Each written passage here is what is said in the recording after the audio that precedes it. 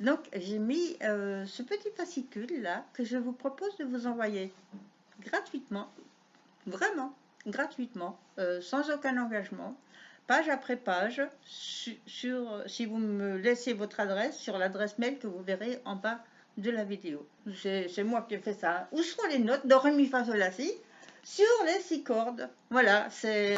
Vous pouvez prendre la couverture et puis faire votre petit fascicule personnel en l'agrafant et en rajoutant les pages que je vous enverrai au fur et à mesure.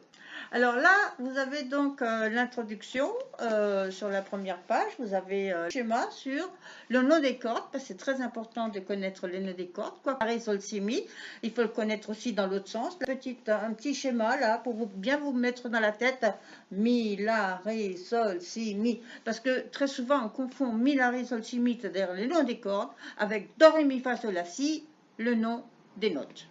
Donc là, vous avez la deuxième page où je vous explique donc la do, ré, mi, fa, sol, la, si à l'endroit, à l'envers, pour apprendre à mélanger ce do, ré, mi, fa, sol, la, si dans tous les sens, c'est-à-dire faire une vraie salade et toujours pouvoir s'y retrouver. C'est-à-dire quand vous avez une note, vous savez exactement celle qui est avant et après, et au fur et à mesure, vous saurez quand vous serez par exemple sur la note de do, vous saurez quelle est la 5e note après do qui va venir. Et ça, c'est déjà un grand pas en avant dans le solfège, c'est-à-dire connaître la quinte, connaître la quarte, etc.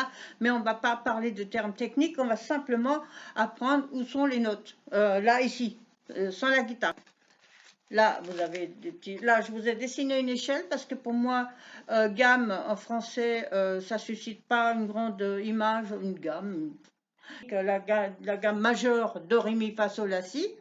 J'ai dessiné là avec les demi-tons, les tons, les tons, les tons, les demi-tons, pour montrer bien que ça monte. En vous expliquant encore une fois, vous pouvez vous y référer tout le temps. C'est très important de connaître les intervalles, parce que c'est un élément indispensable dans la musique. Alors, on ne va pas trop parler technique, on va simplement dire, on va apprendre les notes, on va apprendre où elles se trouvent, on va apprendre à les mélanger. En fait, voilà. Donc, là, ces exercices sont à faire sans la guitare, hein. C'est vraiment un travail préparatoire, un travail mnémotechnique sans la guitare, hein. Par exemple, l'exemple, vous avez la 3e corde de sol à vide et vous trouvez la note qui vient immédiatement après. Voilà. Là, ici, vous avez un autre exercice avec l'exercice numéro 2.